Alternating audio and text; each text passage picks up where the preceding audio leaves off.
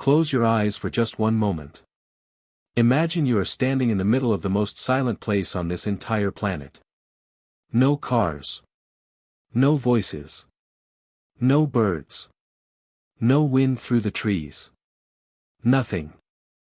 Just a deep, heavy, bone-chilling silence that wraps around you like a cold blanket. The temperature around you is dropping below -50 degrees. The ground beneath your feet is not soil, not rock, not sand. It is ice. Thick, ancient, unforgiving ice that goes down 4 kilometers below you. 4 full kilometers of solid frozen darkness. And somewhere down there, deep inside that frozen darkness, something is waiting. Something that should not exist. Something that satellites have already seen. Something that governments have already classified. And something that is about to completely change the way you see this world tonight. Welcome. My name is Adam. And tonight, I am not going to give you a simple documentary. Tonight, I am going to take you on a journey. A journey that blends what is real, what is discovered, and what is still unexplained, into one story that will stay with you long after this video ends.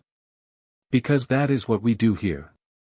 We take the facts that scientists confirm, the images that satellites capture, and the questions that nobody fully answers, and we weave them into something honest, something human. And something that makes you feel alive again. So get comfortable. Take a breath. And come with me to Antarctica. Antarctica is not just a frozen continent at the bottom of the world. It is the single most mysterious landmass that human civilization has ever encountered. It is larger than all of Europe. Its ice sheet contains nearly 70% of all the fresh water on this planet. And in some regions, that ice is so thick, so ancient, so heavy, that it pushes the bedrock beneath it down by hundreds of meters. Scientists have been studying this place for over a century. And yet, every single decade, Antarctica reveals something new. Something unexpected. Something that forces researchers to sit back, look at each other, and quietly ask the question they are afraid to say out loud. What else is down there that we have not found yet? It was the year 2006 when a joint team from NASA and the British Antarctic Survey did something remarkable. They used ice-penetrating radar technology, instruments that could send signals straight through kilometers of frozen ice and receive echoes back from whatever was beneath it. And they began mapping the hidden landscape below Antarctica's surface. What they found was extraordinary. Below the ice, there were mountains. There were valleys. There were ancient river systems, long frozen and silent. There were plains that stretched for hundreds of kilometers. And there was something else. In certain regions, there were shapes. Flat, geometric, structured shapes that sat in places where natural geology did not fully explain their presence. The scientists were careful. They were measured. They wrote their papers in the cautious language of academia. But the data was there. And the questions that came from that data have never fully gone away. Now let me tell you about a man named Daniel. Daniel is 62 years old.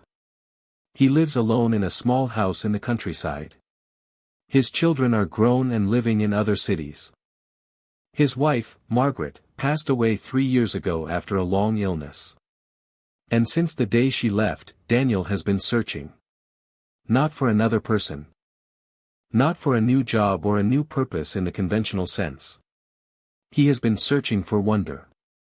Because Margaret was the one who always said, "Daniel, never stop being amazed. Never stop asking questions. The moment you stop wondering is the moment you start dying inside."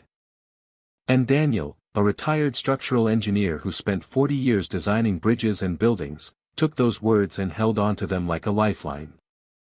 He started spending his evenings on his old laptop, going through satellite image databases, reading research papers he barely understood, watching documentaries. And following threads of information that stretched across decades and continents. And one quiet Tuesday night, sitting in the chair that used to be Margaret's favorite reading chair, with a cup of tea going cold on the table beside him, Daniel found something. He was looking at a publicly available satellite image of a remote region of Antarctica. He zoomed in. He adjusted the contrast the way he used to adjust blueprints back in his engineering days. And there it was. A shape. A large, flat, clearly defined rectangular outline sitting beneath the ice. He measured it using the scale on the image. Roughly 400 meters in length. Roughly 200 meters in width. His hands were completely steady. His engineering instincts kicked in immediately. And those same instincts told him something very clearly. That shape had right angles. Natural geological formations very rarely produce right angles. They produce curves, gradients, irregular edges. But right angles.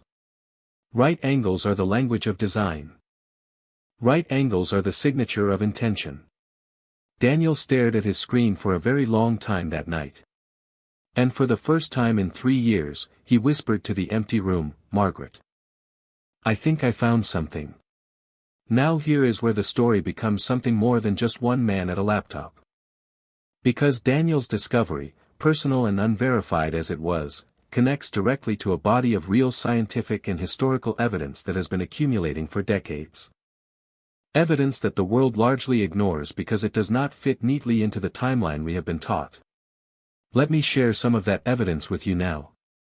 In the year 1513, a Turkish admiral and cartographer named Piri Reis produced a map. This map is real. It currently sits in the Topkapi Palace Museum in Istanbul, Turkey. You can go and look at it. The Piri Reis map shows the coastlines of South America and Africa with remarkable accuracy, which alone is impressive given the era. But what truly disturbs historians and geographers is what appears at the bottom of that map. A landmass. A large landmass with a detailed, seemingly accurate coastline, located in exactly the position where Antarctica sits on our modern maps. Here is the problem. Antarctica was not officially discovered by modern civilization until 1820. The Piri Reis map was drawn in 1513. That is a 307-year gap. How did Piri Reis know that landmass was there? In his own notes, he wrote that he compiled the map from older source documents, some of which dated back centuries before his time. What were those documents? Where did they come from? Who originally drew that coastline? Nobody has been able to answer that question with certainty. And the deeper question, the one that keeps researchers awake at night, is this. The coastline shown on the Piri Reis map does not match Antarctica as we see it today, buried under kilometers of ice. It matches the coastline of Antarctica as revealed by modern ice-penetrating radar. The coastline underneath the ice.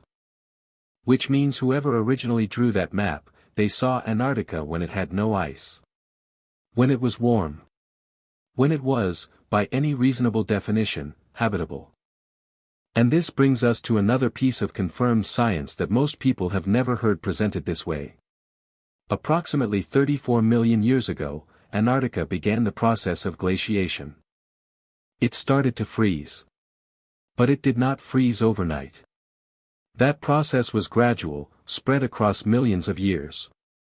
And the scientific consensus, based on core samples and geological evidence, is that large portions of Antarctica remained warm enough to support complex life until somewhere between 15 and 20 million years ago. That is a long time ago. But in the scale of human history, consider this. Modern humans have existed for approximately 300,000 years. Civilizations, even the most ancient ones we know of, go back perhaps 10,000 years. So within the window of human existence, Antarctica was already frozen. But before humans, during the long ages of warmer Earth, what grew there? What lived there? What, if anything, left a mark on that landscape before the ice came and buried everything in silence? In 2016, a set of satellite images went viral across the internet. The images showed 3 structures in Antarctica that appeared, visually and unmistakably, to resemble pyramids. They were symmetrical. They had 4 distinct faces. They rose from the surrounding landscape in a way that looked almost engineered. Scientists responded quickly with an explanation. These structures, they said, are pyramidal peaks, also called nunataks. They are mountains whose exposed rock faces have been shaped over millions of years by a process called freeze-thaw erosion, where water enters cracks in the rock, freezes, expands, and gradually carves the mountain into sharper and sharper angles. This is a real geological process. It does produce pyramid-like shapes in certain mountain ranges around the world. The scientists are not wrong about the mechanism. But here is where Daniel, sitting in his chair, asked a question that the headlines never did. If these pyramidal peaks were formed by freeze-thaw erosion, that erosion requires exposed rock, liquid water, and temperature fluctuations above and below freezing. That means those mountains, at some point in their past, were not buried under ice. They were standing in open air. In a climate that had seasons. In a world where Antarctica was not the frozen wasteland we know today. The scientists confirmed this without intending to. The very explanation they offered as proof that the structures are natural contains within it the quiet confirmation that Antarctica was once a very different place. And then there is Lake Vostok. If any single discovery from Antarctica deserves to shake the foundations of how we think about life and time and hidden worlds, it is Lake Vostok. Located beneath nearly 4 kilometers of ice in East Antarctica, Lake Vostok is a liquid freshwater lake roughly the size of Lake Ontario in North America. It has been sealed beneath the ice for somewhere between 15 and 25 million years. In 2012, Russian scientists finally drilled through to it after decades of effort. What they found in the water samples was not nothing. It was not dead. It was alive. They found bacterial life forms, microorganisms, that did not match any known species in any scientific database on Earth. These were living creatures that had been completely isolated, sealed in frozen darkness, for millions of years. And they had survived. They had adapted.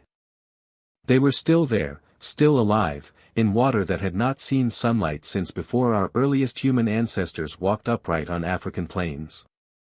If life can survive sealed beneath kilometers of ice for 25 million years, what does that tell us about what else might be preserved down there? Not necessarily living, but preserved.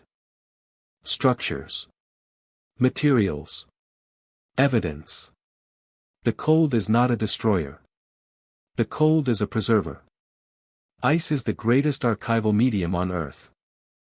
Everything that was buried when Antarctica froze, everything that existed in that warm, green, inhabited world before the glaciers came, is still down there. Frozen. Waiting. Daniel spent 8 months following this trail.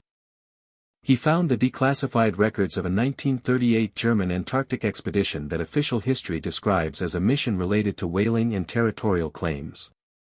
But the internal records, some of which were released decades later, described extensive aerial mapping of the interior. Photographs were taken. Coordinates were logged. And then those records went quiet. The photographs were never published. The coordinates were never explained. Daniel printed everything he could find and spread it across Margaret's old sewing table in the spare bedroom. He connected lines with string the way detectives do in old films. And he laughed at himself for doing it, because he was a 62-year-old retired engineer playing detective alone in his house at 2 in the morning. But he also could not stop. Because somewhere in that web of string and printed pages and satellite images, there was a shape forming. A shape that felt like the outline of an answer. He called his old university friend, a historian named Professor James, and described everything he had found. Professor James listened for a long time without speaking. And then he said, "Daniel, you are not wrong to ask these questions. The evidence you are describing is real. The gaps you are identifying are real. But I want to tell you something important. The most significant thing about what you are doing is not whether you find a definitive answer. The most significant thing is that you are still asking. Most people your age, most people who have been through what you have been through, they stop asking. They close the door on wonder. You have not closed that door. And that matters more than you know. So let us be honest with each other now, the way this channel always tries to be. Here is what is confirmed and real. The Piri Reis map exists and shows a southern landmass that matches subglacial Antarctica.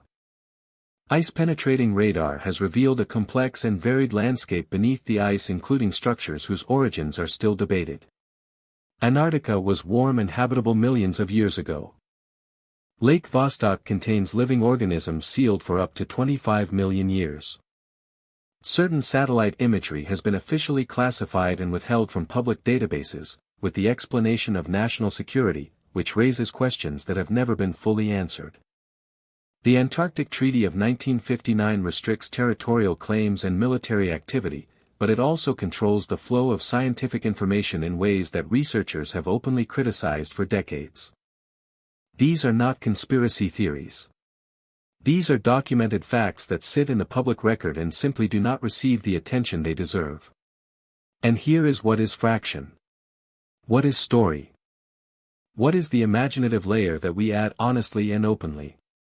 The idea that there was once a civilization in Antarctica. The idea that the structures visible in satellite images are ruins of something built by human or human-like hands.